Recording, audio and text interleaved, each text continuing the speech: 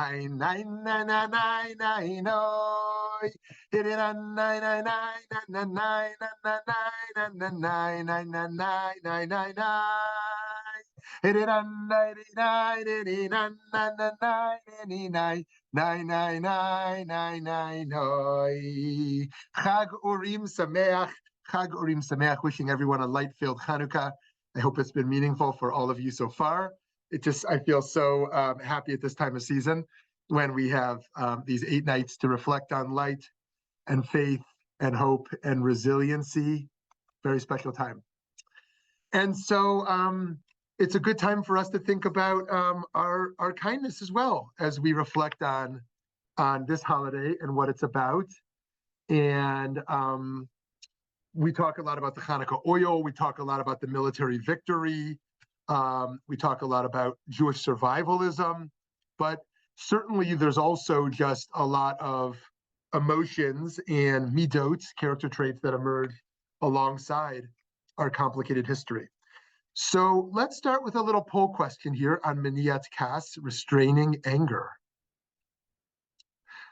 How angry do I get? I rarely feel angry. Option 2, like most, I feel angry on occasion, but it fades pretty quickly. Option 3, anger has been one of the great challenges of my life.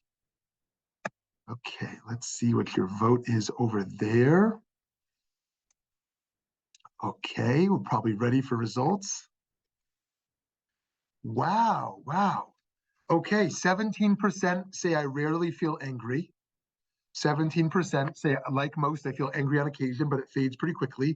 And 67% say anger has been one of the great challenges of my life. Okay, I hope we'll unpack some of that together. In addition to the intellectual, looking at the personal. Everyone, of course, has at least a little bit of anger in them. We've all been wronged. We've all been hurt. Reacting to anger is human and natural, and each of us will react to that anger when triggered in very different ways. Nonetheless, the Jewish ethical tradition wants us to do everything possible to contain or squash or limit or channel the control that anger has over us. So at the outset, it's important to distinguish simply between being angry and acting on that anger. Being angry, if kept in check and manifest, is not necessarily inherently destructive. However, it is extremely difficult and often an exercise in futility to not give voice to that anger. Acting on anger then becomes almost inevitable, and it is for this reason that simply being angry is frowned upon and viewed negatively in some sources as well. Anger unchecked will not only harm others, but will harm ourselves. The Talmud warns, an angry person is left with nothing but anger. Anger overtakes us and can result in our losing our senses and throwing us off balance. Another statement in the Talmud takes anger to the extreme. One who is angry does not even consider the Shekhinah important, the divine presence important. Furthermore, the Talmud explains that anger causes one to lose their most cherished abilities. Anyone who is angry, if they are wise, their wisdom flees from them. If they are a prophet, their prophecy flees from them. Finally, how we control our anger tells others who we are and what we're about. It is taught in Eruvin, a person is recognizable through three things: their pocket, their cup, and their anger. Kiso, koso, and kaso. Right? They're playing it off the similarity of the 3 words. How these 3 things have this, similarities in Hebrew. Kiso, kaso, and koso. Kiso is one's pocket, how they deal with money, financial stress. Koso, how they deal with alcohol. And kaso, how they deal with their anger. Those three things reveal one's character, the rabbis teach. Eckhart Tolle, a New Age religious thinker, writes, for example, anger and resentment strengthen the ego enormously by increasing the sense of separateness, emphasizing the otherness of others, and creating a seemingly unassailable, fortress-like mental position of rightness. If you were able to observe the physiological changes that take place in your body when possessed by such negative states, how they adversely affect the functioning of the heart, the digestive and immune systems, and countless other bodily functions. it would become abundantly clear that such states are indeed pathological, are forms of suffering and not pleasure. It may feel like a form of pleasure to kind of release anger, right? But actually, he's saying, looking physiologically, we see the enormous damage this does to our brains and our or other organs. And just as character traits and physiological makeup are interconnected, as we see, so too are character traits interrelated.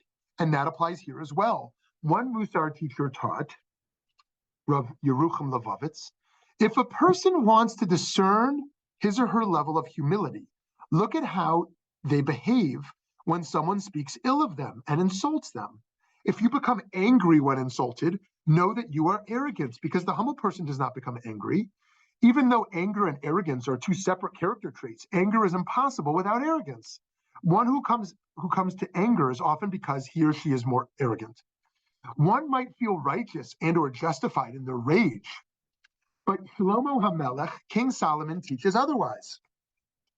Be not hasty in your spirit to be angry, for anger rests in the laps of fools. If one wants a quality of life merely out of self-interest alone, diminishing anger becomes imperative. Rambam, Maimonides, teaches, those who frequently become angry have no quality of life. Therefore, Chazal instructed us to distance ourselves from anger to the farthest degree, until a person acts as though they do not sense even those things that would justifiably anger a person. We cannot reach truth if we are angry. In fact, the Musar work, Orchot Tzadikim, of anonymous authorship, records that all traits, even negative ones, have their time and place, with anger being the only exception. Anger causes a person to be stubborn, and because of their anger, a person will not make concessions, and they will not admit to the truth. Similarly, Rambam normally recommends the golden mean, following a path of moderation, but not with anger, right? I want to remind us, Maimonides, being an Aristotelian, wants the golden mean. He thinks, okay, don't overspend. What do you call it? What's a better word for an overspender? I'm just blanking. Extravagant. Extravagant is a good one. Another one. How about someone who wastes? Someone who's wasteful. What's a better word for a wasteful form of being? Spendthrift. Spendthrift. Okay.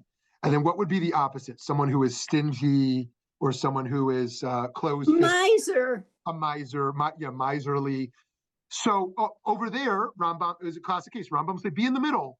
Don't go be wasteful and be live extravagantly, but also don't live without spending and giving and so miserly.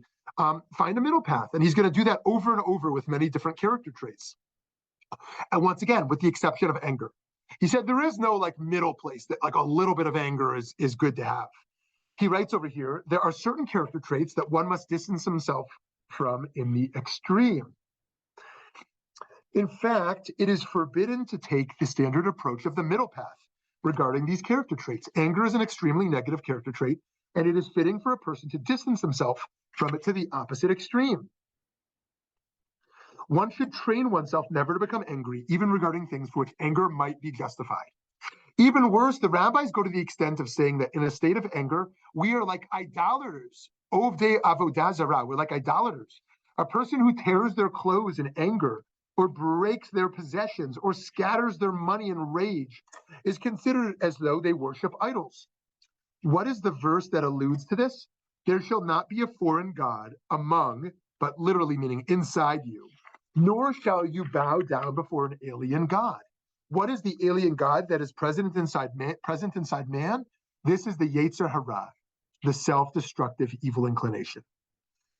But we can't just wish anger away. Oh, this is bad. I would just wish it away. It takes hard work and determination.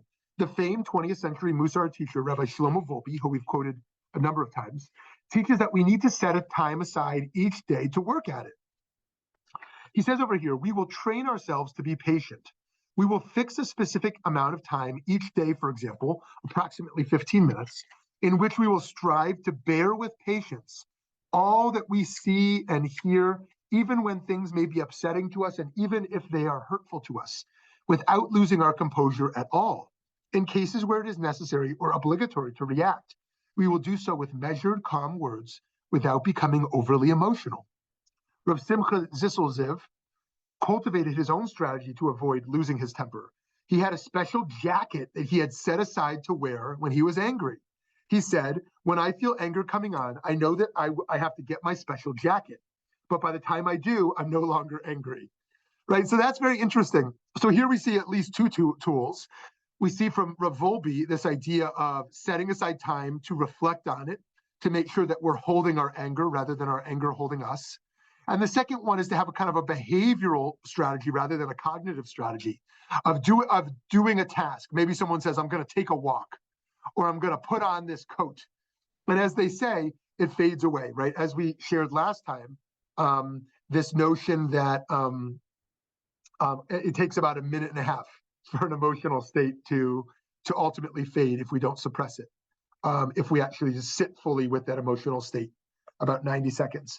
And so by the time we find that coat to put on, or a weighted blanket, that's great. So contemporary writers on self-compassion offer us some deep guidance. This comes from Kristen Neff and Christopher Germer in their work, The Mindful Self-Compassion Workbook. When anger is no longer helpful to us, the most compassionate thing we can do is change our relationship to it, especially by applying the resources of mindfulness and self-compassion. How? The first step is to identify the soft feelings behind the hard feelings of anger. Often anger is protecting more tender, sensitive emotions, such as feeling hurt, scared, unloved, alone, or vulnerable. When we peel back the outer layer of anger to see what is underneath, we are often surprised by the fullness and complexity of our feelings. Hard feelings are difficult to work with directly because they are typically defensive and outward focused. When we identify our soft feelings, however, we turn inward and can begin the transformation process. To truly heal, however, we need to peel back the layers even further and discover the unmet needs that are giving rise to our soft feelings. Unmet needs are universal human needs. Some examples are the need to be safe, connected, validated, heard, included, autonomous, and respected. And our deepest need as human beings is the need to be loved. We have to learn to be patient and tolerant and not allow a rush of impulsive anger to overtake us. Another connected trait we need to focus on related here is humility, as we talked about last week. Rav Yeshayahu Horowitz from 17th century Poland writes, words of the wise, spoken gently, are accepted. Somebody who has acquired this trait will never come to anger. The meaning of spoken gently is that they are not spoken with arrogance. For a person who clings to the attribute of humility will never come to anger, for they are patient and ignore those who deride them. We see once again this idea of how we experience being slighted. We talked about this in Anivut, humility, last time, and also how the rise of anger when we feel mistreated ultimately teaches us our soul curriculum as it relates to humility. The Talmud suggests that even God, as it were, struggles to overcome anger. Anybody who's read the Torah knows that it portrays at times an angry God. It says over here in the Talmud tractate of Brachot. From this we learn that the Holy One prays. What? God prays? What does God pray? Rav Zutra Bar Tuvia taught in the name of Rav, may it be my will that my compassion overcome my anger, that my mercy overcome my other attributes, and that I act toward my children with the quality of mercy. Now, I love this because this is a beautiful theology of prayer.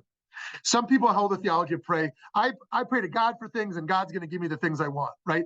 I don't think so many people here think like that, but maybe there are some rare moments when we think like that. I'm going to pray for something I want and I'm going to expect that God's going to give it. It's like I buy a lottery ticket. I actually think I'm going to win. I mean, people who live, in a delusional world. It's one thing to buy a lottery ticket and think, okay, I don't think I'm going to win, but it's fun to play the game. It's another thing to pray and say, I don't know how a mysterious God works, but I want to ask anyways. But to live in a delusion that I'm going to win the lottery or I'm going to tell God I want X, Y, and Z, I'm just going to get it, right? So the theology of prayer is primarily here for connection and here to change us. It's here to change me. That's why it's hitpalel. It is a verb of something we do to ourselves. We don't pray towards, we pray toward ourselves. So to God praise. Well, who's God praying to? God's self? Well, yeah, God is praying to God's self. It says God is praying for the strength to reinvigorate the strength, that God's compassion overcomes God's anger, that God's mercy overcomes God's commitment to justice, because mercy needs to outweigh justice, and compassion needs to outweigh anger. And so if the perfect being can experience anger, perhaps it's not in its essence completely bad. Of course, we must cultivate our capacity for outrage at injustice. Rabbi Abraham Joshua Heschel writes, the prophets never thought that God's anger is something that cannot be accounted for, unpredictable, irrational. It is never a spontaneous outburst, but a reaction occasioned by the conduct of man.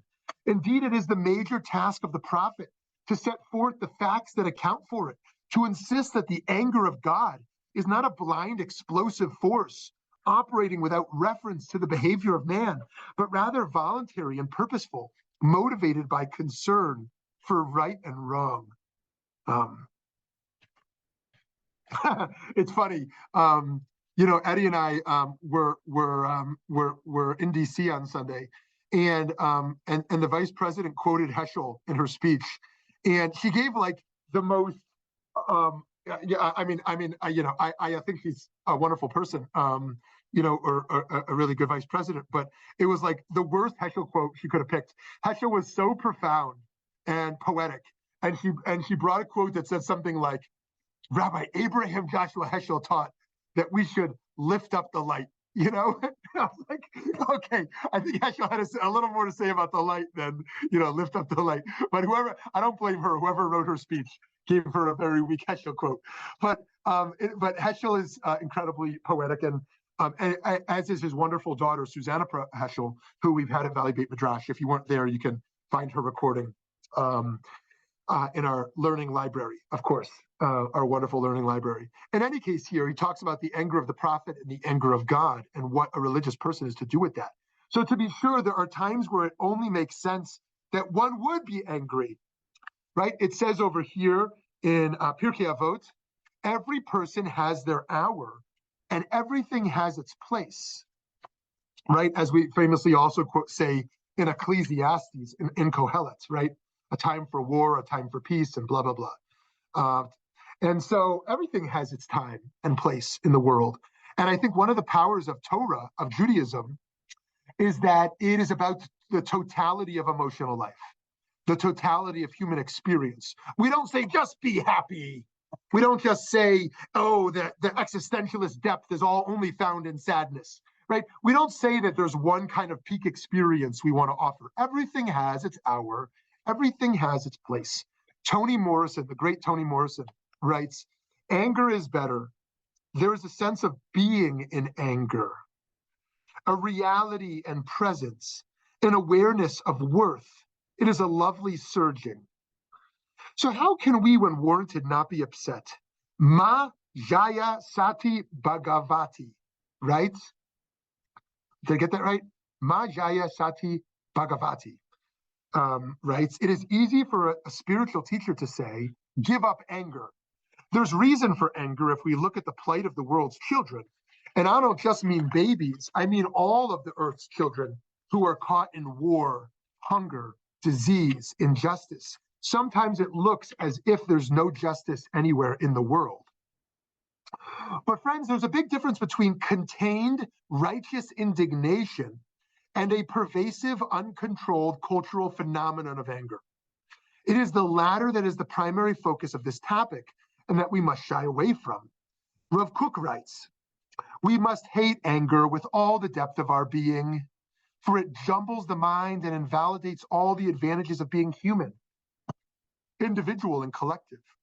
When we see any group always expressing itself in anger, it's a sign that it has no understanding, no content with which to fill its emptiness, that in truth it's angry with itself, but that egoism comes and forces it to deposit the venom of its anger on others. The higher sages who have reached the height of justice and kindness are full of will, and kindness and truth garland them all the day. I was just reflecting on why the LGBTQ community has by far movement has been by far the most successful movement of the last decade or so. And there's many reasons to give, such as, everybody knows a queer person. Not everybody has a black friend or a Jewish friend or a Muslim friend or whoever, or an undocumented friend. But everyone's got, or a friend in a wheelchair, but everybody knows someone at work or in their family who's gay, or trans or something. But that's only one reason. I think the bigger reason is the movement, at least the best of the leadership and the bulk of those who march, has been a positive movement. It is, yes, there's anger there, but it is a pride movement that celebrates love. It celebrates rainbows. It celebrates identity. It celebrates identity and being. And I think that's one reason why people don't feel threatened by it. I mean, some people feel threatened by it, but why many people don't feel threatened by it, because it's not a movement of rage. Now, I'm not condemning movements that have rage in them. I understand why many movements do, but it's worth thinking about. It's worth thinking about how movements that spread positivity and not rage. And so just to share what Rav Kook said here again, when we see any group always expressing itself in anger, it's a sign it has no understanding, no content with which to fill its emptiness, that in truth it's angry with itself. Now, I think we can see that if you look at like the George Floyd movement and understandable rage, and you look at people who rose up there and kind of channeled that rage towards bridge building and those who channeled it destructively. If you look at rising anti-Semitism and those who channel anti-Semitism towards a form of Jewish exceptionalism and a Jewish militarism and a form of kind of a rage against kind of, really everybody. And those who use anti-Semitism to bridge build. And again, the anger is justified in all these camps, but how do we use it? And that's worth thinking about. So on this point, Professor Michael Walzer teaches, the members of oppressed groups have been encouraged, mistakenly, I think, to believe themselves injured above all by the disrespect of the dominant others and to seek the signs of proper regard. But a permanent state of suspicion about the demeaning or malicious things that are about to be said or done is self-defeating. It leads too often to a dead-end politics of anger and resentment. This is in his work, Politics and Passion, toward a more egalitarian liberalism, published by Yale University Press. And so how much do oppressed minorities remain stuck in a politics of anger and resentment? And how much do they hold that and transcend it as well in terms of moving forward? President Obama learned about his own maturation, his own maturity, to decide that if he wants to be a leader, righteous indignation is not enough. It's not enough. He writes over here in his great book, A Promised Land. If you've never read it, I certainly encourage it. I wanted to be neither a supplicant, always on the periphery of power and seeking favor from liberal benefactors, nor a permanent protester, full of righteous anger as we waited for white America to expiate its guilt. Both paths were well trodden, both at a fundamental level born of despair. Lama Rod Owens, a Black gay Buddhist teacher who I've quoted here before and think highly of his work, explains how even when anger may be morally justifiable, it is not going to be productive. He writes over here in his book, The Path of Liberation Through Anger. In activist communities, our relationship to anger is immature, ill-informed, and overly romanticized. We manipulate anger as a false source of energy and inspiration. Many of us have no idea how to really use anger to see the changes we need to see in our communities.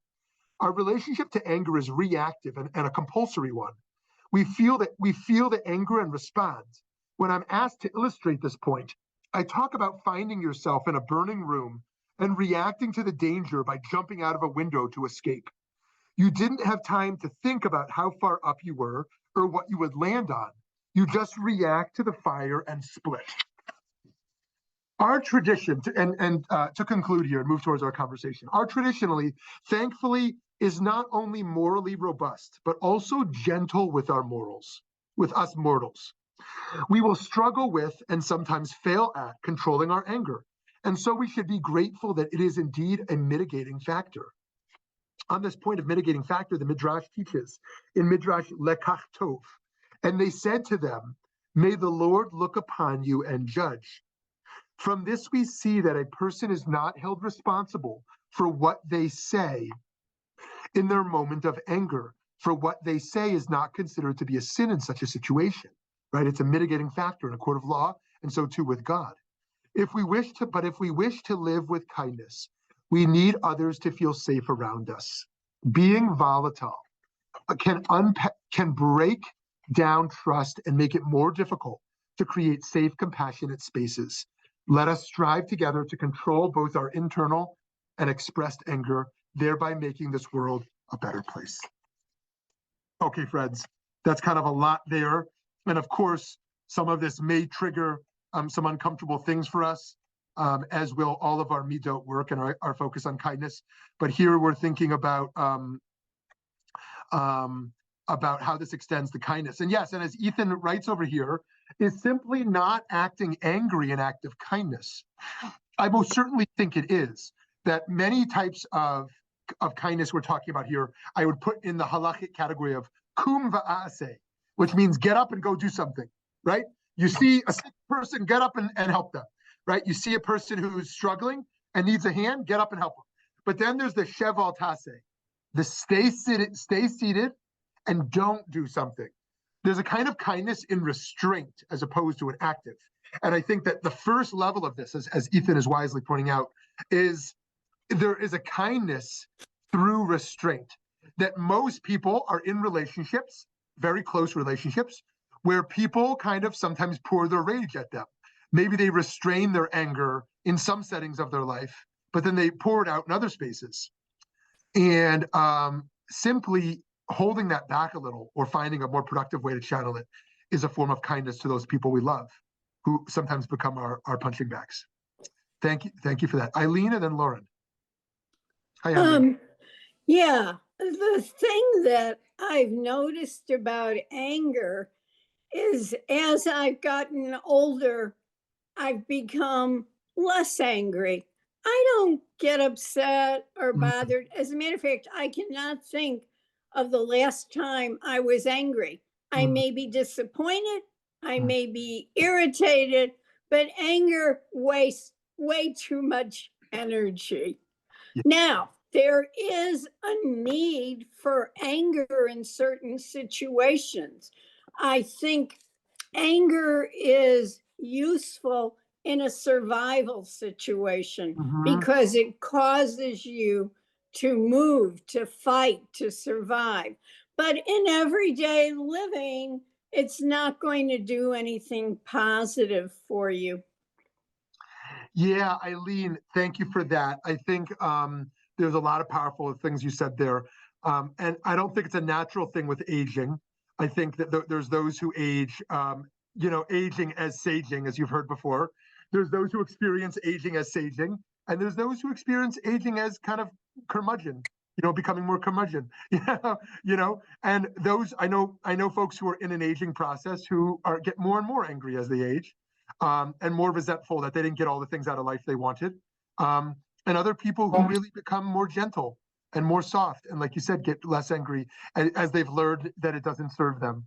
And those who just hold it, like we've said so many times before, like this idea of holding a hot coal in your hand, waiting for this moment to throw it, right? We're just burning ourselves the longer we're holding this anger and this resentment. And as you brought up around the brain, just like with fear, we know so too with anger, that first the amygdala gets triggered, this emotional state of anger, before we can even think about what's happening. And it's an intense bodily position. And you're right, this is tribalistic. This is evolutionary psychology around what we've inherited around survival. Anger has a purpose in the human system, right? It is there to protect us. And then And then we need to see it emerge and then befriend it. Oh, there you are, my good old friend anger, or whatever we choose to nickname that angry person in us. Maybe you can give it a little cute nickname. There you are. Thank you for showing up. I'm so glad you're here, right? Because you're here to protect me. You're here to get my body tense so I'm ready to fight, right? Because you got to be ready to fight at any moment when someone's going to hurt you. And now I can tell you to go back to sleep. I'm okay. Yes, you told me to be angry, but I see everything's under control here. Thank you for that. So Eileen, thank you for that. So I see Sarah wrote it over here. But if we are not acting out of anger, doesn't it still seep out, not in words, not in energy, body posturing, the tone of our language? Yeah, and Aglaya, thank you for that. I didn't even know that word, so thank you for teaching us that word. Cyberite, I guess that's a word I need to learn. And so yeah, so Sarah's point here is really great. Is what does it mean to release negative emotions, right? Do we need to release them behaviorally? Do we need to release them through breath, right? Do they have to be released at all, right? Is there like no way for them to get out except for being released? What like, and it's a question for all of you, like to reflect, like, how do you release negative energy? Is it behaviorally? Is it through cognitive process? Is it a spiritual breathing process, right? Do you need to talk it out, right? How do you release it? And we all have different ways of doing this stuff. Of course, it would be great to learn from your wisdom. Let's go over to Lauren, and then Aglaya, then Toby. Thank you for mentioning like the mindfulness ways of dealing with anger, because I can be easily triggered, but yeah, stopping, thinking, recognizing it, and breathing. Another thing is that in women, depression is often anger turned inwards. So that when you're in a really, really difficult situation, maybe being oppressed, the response is more depression than actually feeling empowered enough to be angry. But then that has to be a way of dealing with anger better. I also want to say, like, we can learn a lot from Moshe Rabbeinu, because he was slow to anger. And of course, that's a midah of Hashem, being slow to anger. But okay, when he kills the Egyptian, it's righteous anger. Maybe he went too far, but he's not punished for it. But when he strikes the rock at the end, out of frustration with the people, which was understandable at that point, he is punished, or he displays that he was no longer the leader to lead them. But I think we learn a lot from Moshe. So that's all I wanted to say. Yeah, Lauren, thank you for sharing your experience of, in particular, a woman's experience of depression. That's powerful, and I saw a number of women here nodding their heads when you said that. And I love that you brought Moses in. Yeah, and that indeed, it's so interesting to compare those two cases. How Moshe is not punished for killing in that moment of his passion crime, and yet being punished very severely, not being able to enter Israel for hitting the rock, and which seems like such a very small thing, and yet when you reach a certain level of greatness, sometimes very small errors are large errors. And so, thank you for pointing that out, and kind of looking at his own progression there. That's very powerful. Okay, hi, Aglaya. Okay, yeah. All right, so this is going to be the most roundabout way that I ever get to a point, all right? Not that you guys aren't used to this from me by now, but roll with it, okay? So a class discussion that I have pretty much every semester is, okay, so what do you assume? Do you assume that anger actually is what gets, social injustice taken care of, or do you assume that compassion is? Well, you know what a bunch of 20-year-olds say, knee-jerk reaction, they just say, oh yeah, it's all about the anger. And then I just say, okay, so who's anger associated with, men or women? And of course they say men. And I say, who's compassion associated with? And of course they say women. And I said, notice how you went knee-jerk reaction for anger. So then I started into like, well, if your anger isn't led by compassion, does it have any meaning? That kind of stuff. Now, taking that, we didn't discuss what happens when you're angry with God. Now, is there a way to also, channel your anger at God through some sort of compassionate way? Okay, just roll with it, okay? Through some sort of compassion, so that your anger at God does not actually end up, kind of like coming out in high blood pressure and all of that other stuff. Because a lot of the time that people are angry with God, but then they don't want to actually talk about it. So if that makes sense. And so if there's a way to actually channel it through compassion, even though it kind of sounds weird to have compassion for God, it might sound a little weird, but at least it won't lead to high blood pressure. So beautiful, beautiful. There are some Hasidic teachings. I think it's the Kedushas Levi in particular, who talks about the role of being angry at God. And some people may have thought it was some kind of low level, right? That you should have perfect faith or love of God or something. But he talks about how it's one of the highest levels, actually. Being angry at God is such a high spiritual level. To be in relationship that passionate. So too, it's like sometimes the people we love the most can make us the most angry, right? Because our hearts are so open to them. And our hearts are open to them in a way that makes us more vulnerable to being hurt by them. And so a stranger in the road, yeah, maybe they slight us, right? But the person who our heart is open to, if they don't call us on our birthday, right? Or they say something that, knowing our vulnerability, and they say something mean to us in a way that kind of like touches a wound, right? It hurts us all the more deeply. And so too, like an anger at God kind of shows this level of vulnerability that we kind of have, and a level of expectation we have, in a sense. And so I appreciate you sharing that. And I think that there's so many great models throughout Jewish history around this issue of anger towards God. And I loved what you shared with your students as well around kind of this relationship with compassion and anger and what gets things done. So thank you. So much more to say there, but let's go to Toby. Well, as usual, I'm going to follow up on Glea's comment because it was so appropriate. When the pandemic started, I was just in the process of converting to Judaism, and I was so angry with God. Like, how can a God that I want to respect and worship, how could a God like that kill babies, kill families, kill thousands and thousands of people who are absolutely innocent? And I got really, long story short, I like Glea, I tend to wander, but I started studying the book of Job, and I studied it extensively, and it was somewhat helpful, that study, to just look at what had come before and what the sages really said about that. And I started looking at other things, and eventually I got to the point where I went, you know what, first of all, I don't know what's in God's mind. I don't pretend to know what the great plan is. That didn't help me from being angry, but it did sort of give me a starting point. And then I started doing research on God changing. And I looked through our scriptures and how God was going to wipe out the entire earth yet again after Noah. And, we was reminded, hey, wait a minute, you said you were never going to do this again. And so through all of that study, I guess, and through talking with rabbis and learned people, I got over the anger with God. It's like, you know what? This is a person who's also given me great gifts. An entity who's given me great gifts. Yeah. So I don't know, but that didn't really answer anything, but that's another way of looking at things. Beautiful, beautiful. And, just to pick up on Toby's point, we're going to bracket the massive questions of theodicy for the moment around, what God can do or can't do or shouldn't do, and what that leaves us feeling abandoned or frustrated.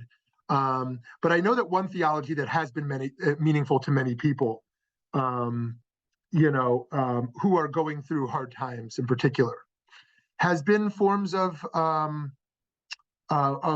liberation theology. Theologies of that God feels. Now, Maimonides would be rolling in his grave at this, but that God feels emotions and feels them with us, right? That Aglaya likes that. I love, Aglaya, how you express your emotions on the Zoom. It adds so much life to the party.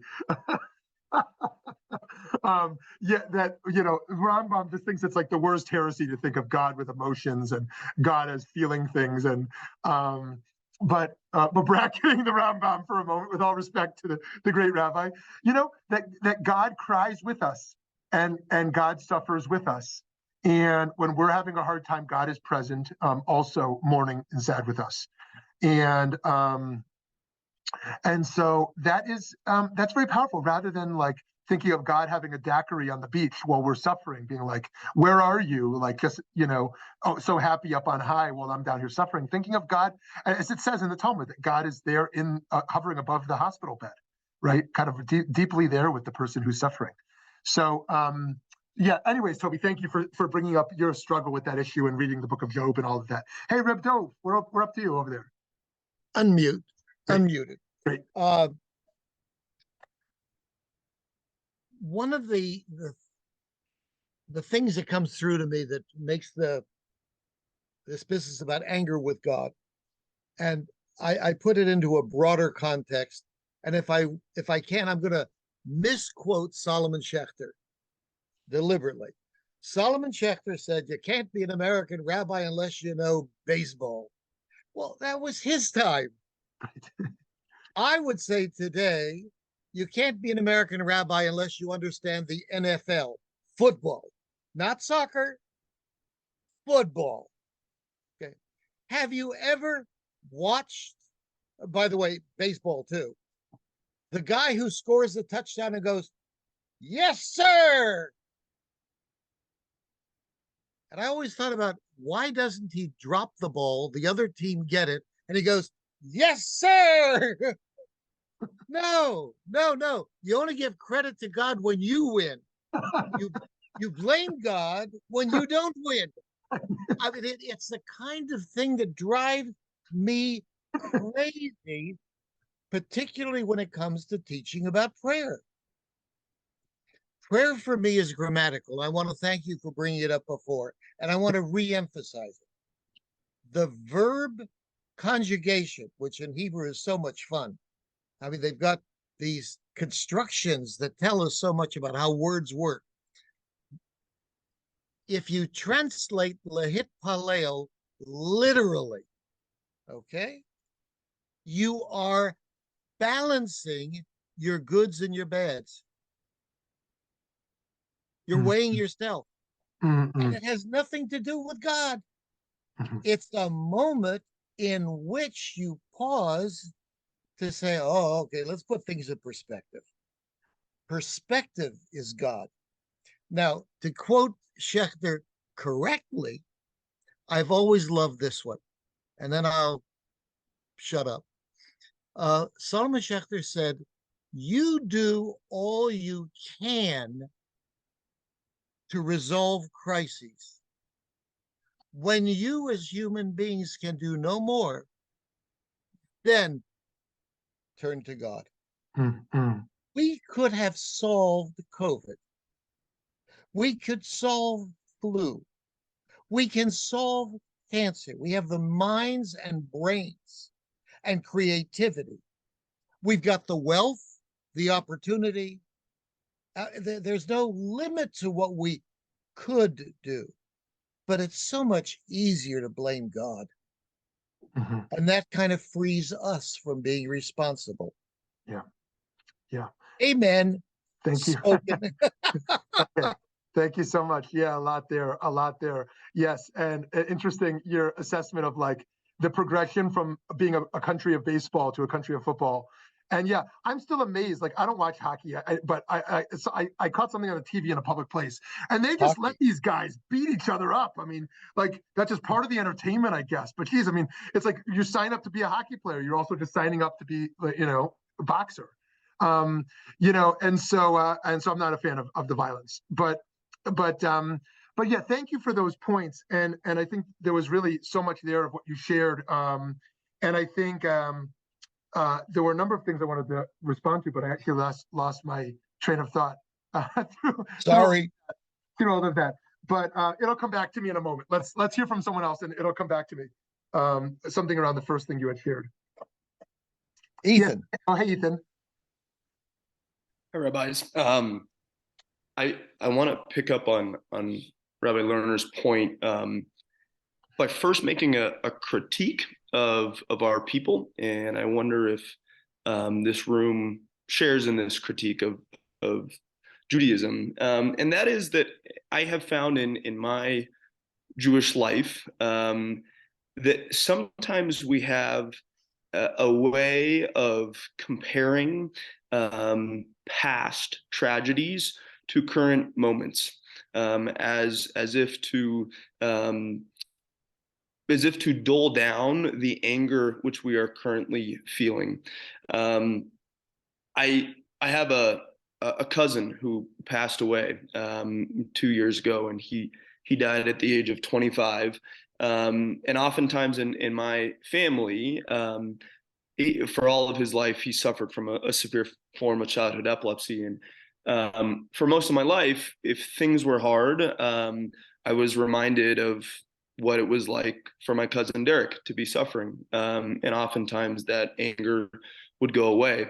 I remember when the pandemic started, there was Jewish accounts that I remember seeing that said something to the effect of, your ancestors, lived in closets for years at a time, hiding from the Nazis. You can handle staying at home with your Netflix and order in food. You'll be fine. And while I think it's important to have perspective on past tragedies, to be able to compare that to our current lives, I think Sarah has pointed out really beautifully in the chat, and Rabbi, you did as well, that it's important to have a relationship with anger, that we can't dismiss the fact that it is going to be present in our lives, and that even though there may have been past tragedies that it may in some ways outweigh the outcomes that we're currently feeling, that we can't dismiss the fact that anger is going to play a role in our lives. And this is where I think Rabbi Lerner brings up an interesting point in that I, at least in my experience, oftentimes the most healthy way that I have been taught to express my anger is through recreation, whether that be exercise or recreational sports. I think Rabbi Lerner, oftentimes I know many contemporaries who use football and pro sports as a way to express their anger that they're feeling internally towards opposing teams and fans and that kind of thing.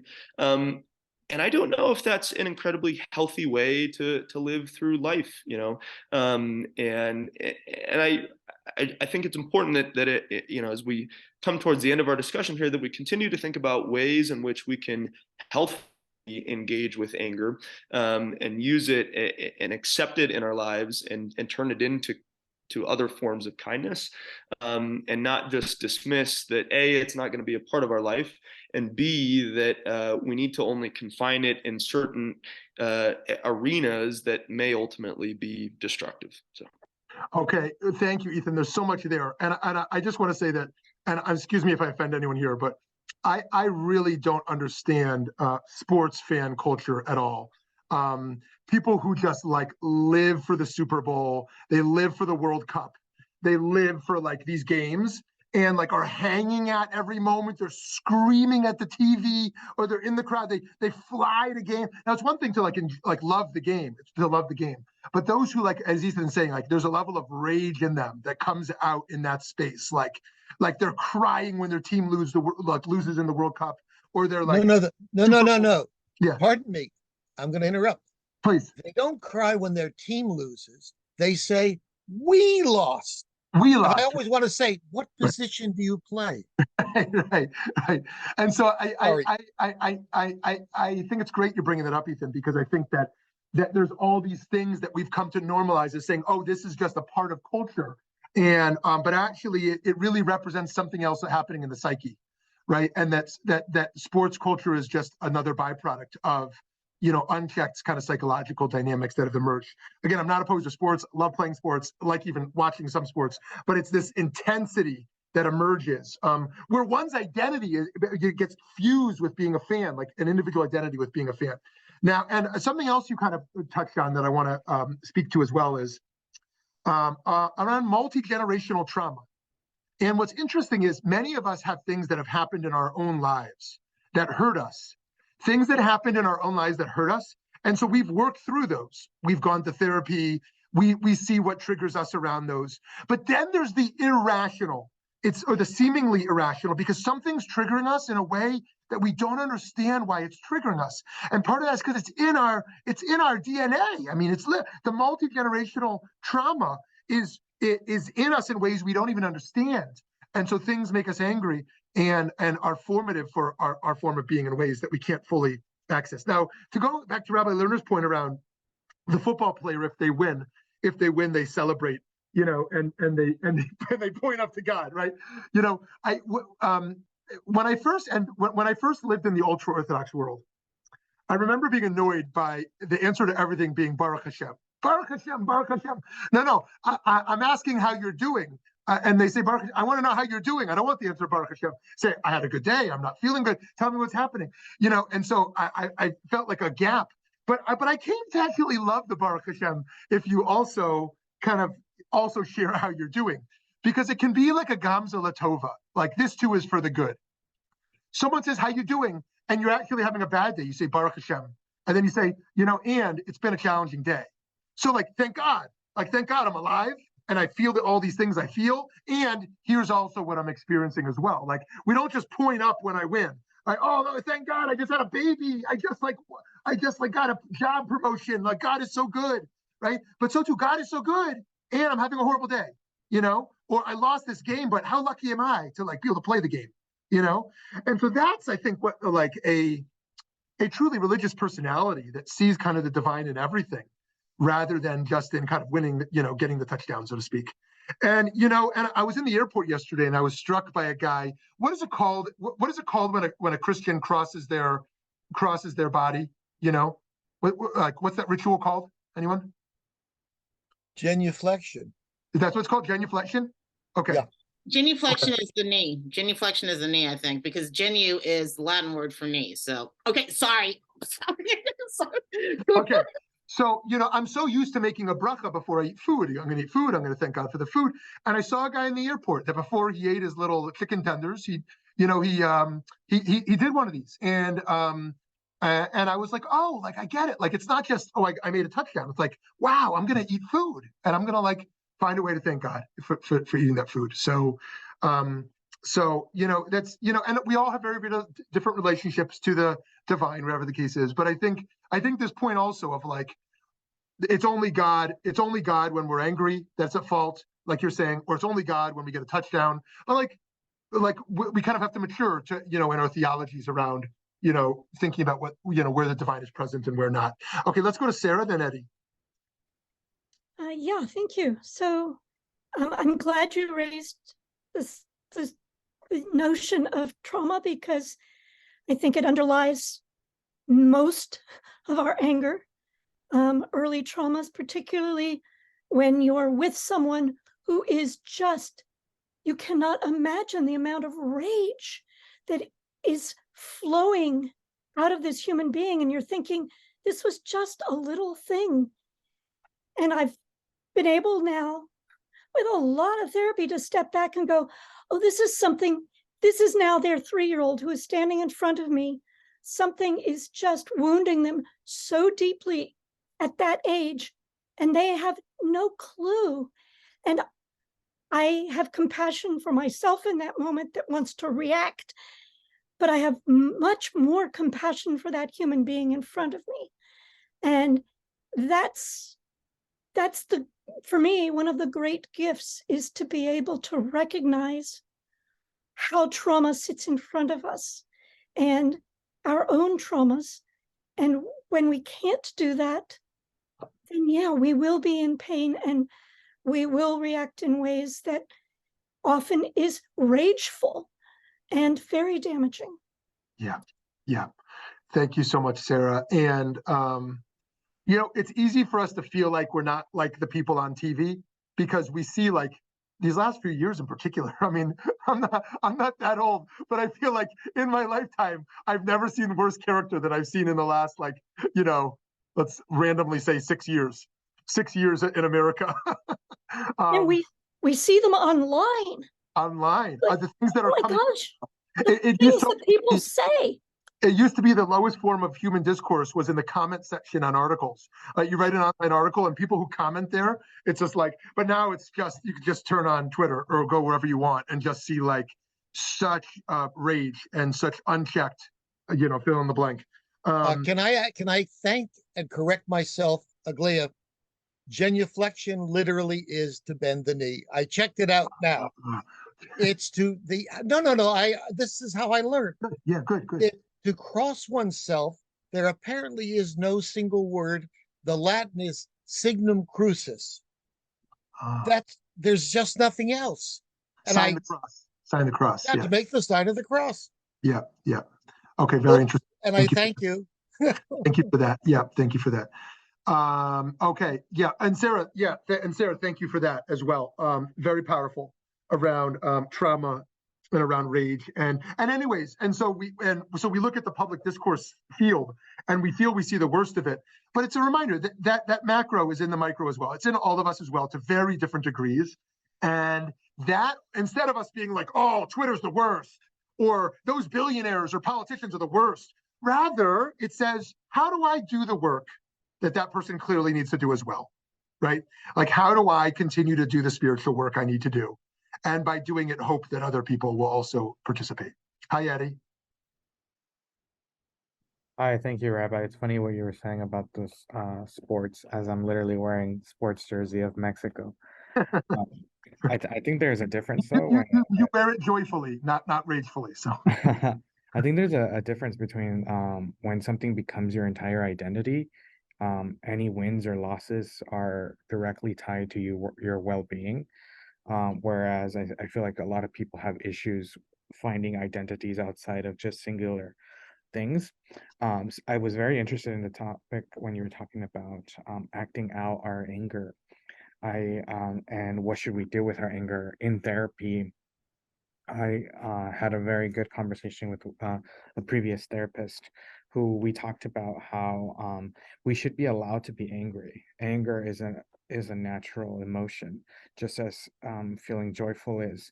It's when you're the difference of being angry and turning it into being mean. So my therapist would always say you're allowed to be angry, but you're not allowed to be mean. You're not allowed to use that anger towards being mean to somebody or something, because from there it switches on the barrier into something that's inappropriate.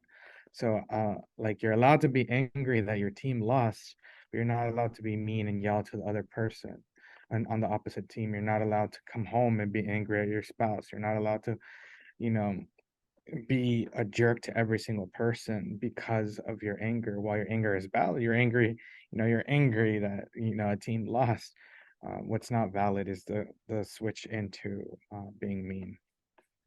Yeah, I think a good parallel here is sexual desire, right? It's like whether one is younger or older, whether one is straight or queer, like most human beings have some form of sexual desire, and when channeled very appropriately, can be a very productive and beautiful thing. And yet, so many people have no idea how to handle their sexual desire, and they manipulate, they oppress, they're abusive. They have sexual desire all the time. They simply have no ability to restrain such a thing, and that's one of the great evils of our time, of rape and abuse, and pornography as it exploits, and the like. And so too, and it's come to be celebrated. But hey, sexual desire is natural. Well, Judaism doesn't just celebrate the natural. Today, it's very popular to celebrate the natural. Anything that is naturally human is to be celebrated. Judaism says, take the natural and refine it. Refine it to be beautiful, to make it sacred. Make the natural sacred. So too, how do we take the anger and say, wow, anger is one of the most destructive forces in the history of the world, of the past and of today, and how do we name it as natural and then make it sacred to allow it to do its job in the right time, in the right way, that builds bridges rather than tears them down, that spreads more light than heat. Thank you all for joining today. Chanukah Sameach. Wishing you a light-filled holiday. Much love.